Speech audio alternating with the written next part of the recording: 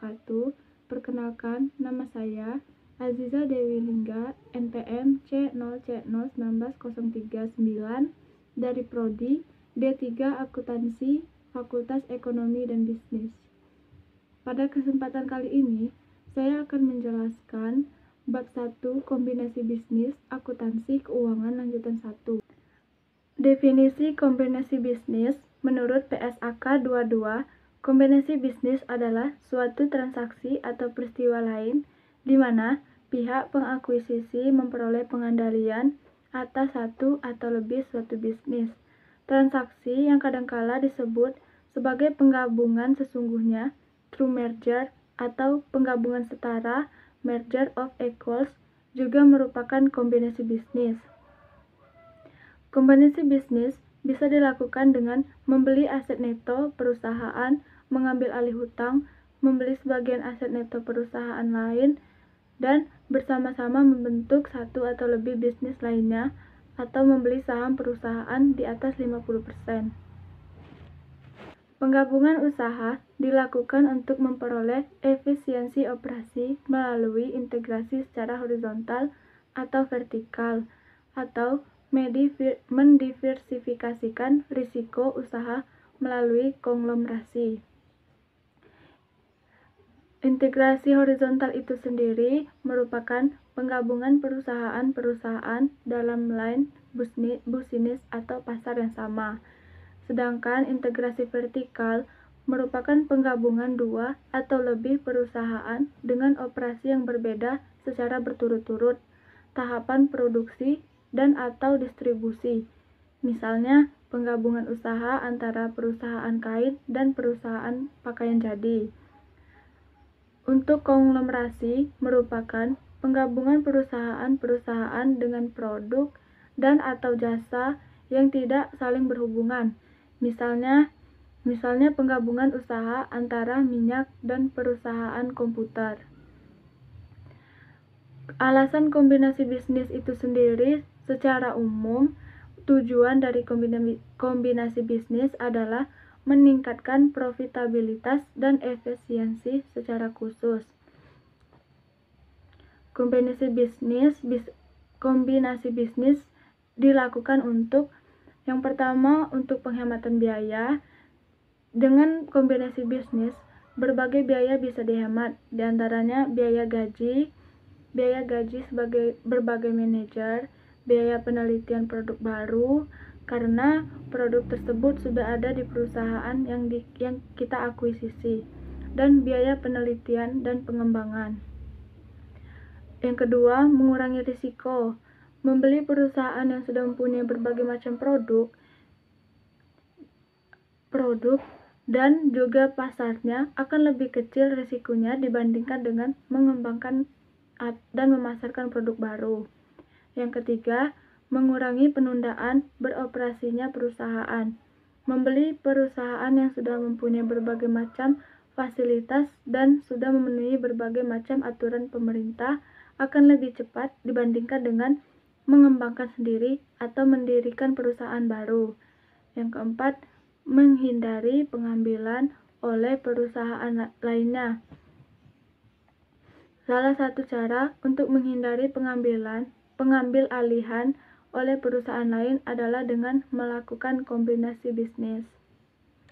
Selanjutnya yang kelima, yaitu memperoleh aset yang tidak berwujud. Salah satu alasan untuk melakukan kombinasi bisnis adalah untuk memperoleh aset tidak berwujud yang dimiliki oleh perusahaan yang diakuisisi seperti hak paten, hak penambangan, database pelanggan, dan lain-lain. Yang terakhir yaitu alasan-alasan lain. Ada perusahaan yang punya kebanggaan tersendiri ketika berhasil mengakuisisi perusahaan-perusahaan lain. Kemudian bentuk penggabungan usaha itu ada 3, yaitu akuisisi, merger, dan konsolidasi. Akuisisi terjadi ketika suatu perusahaan memperoleh aset produktif dari suatu entitas usaha lain dan mengintegrasikan aset-aset tersebut ke dalam operasi miliknya. Merger terjadi ketika suatu perusahaan mengambil alih semua operasi dari entitas usaha lain dan entitas yang diambil alih tersebut dibubarkan. Yang ketiga, konsolidasi. Konsolidasi terjadi ketika sebuah perusahaan baru dibentuk untuk mengambil alih aset-aset dan operasi dari dua atau lebih entitas usaha yang terpisah, dan akhirnya entitas yang terpisah tersebut dibubarkan. Selanjutnya, metode pencatatan. Metode pencatatan untuk kombinasi bisnis yang dipakai adalah metode pembelian atau metode akuisisi. Peranan metode akuisisi ini mensyaratkan pengidentifikasian pihak pengakuisisi atau entitas yang memperoleh pengendalian atas pihak yang diakuisisi. Yang kedua, penentuan tanggal akuisisi, yaitu tanggal pihak pengakuisisi memperoleh pengendalian atas pihak yang diakuisisi. Pengakuan dan pengukuran aset, teridentifikasi yang diperoleh, liabilitas yang diambil alih, dan kepentingan non pengendali pihak yang diakuisisi dalam kombinasi bisnis dengan pembelian saham di atas 50%. Yang ketiga, pengakuan dan pengukuran goodwill atau keuntungan dari pembelian dengan diskon. Pengidentifikasian pihak pengakuisisi yaitu untuk kombinasi bisnis yang dilakukan dengan cara membeli aset neto. Total aset dikurangi dengan total hutang perusahaan. Pihak pengakuisisi adalah pihak yang memberikan imbalan berupa kas atau aset lain, atau memberikan imbalan dalam bentuk efek hutang atau efek ekuitas.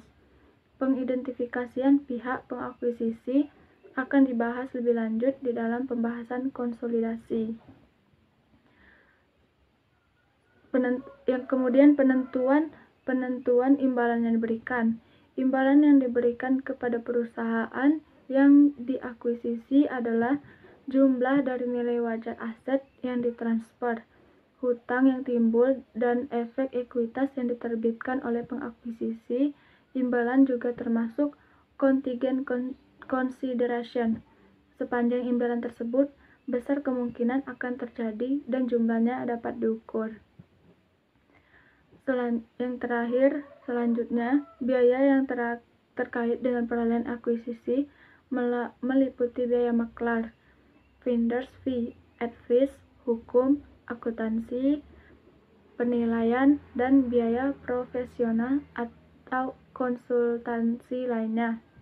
Biaya administrasi umum termasuk biaya pemeliharaan departemen akuisisi internal dan biaya pendaftaran serta penerbitan efek hutang dan ekuitas.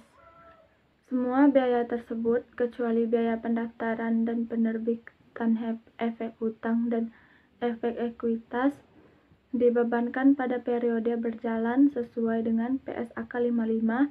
Biaya pendaftaran serta penerbitan efek hutang akan menambah diskon atas hutang atau mengurangi premium, atau dibebankan ke diskon atau premium efek hutang.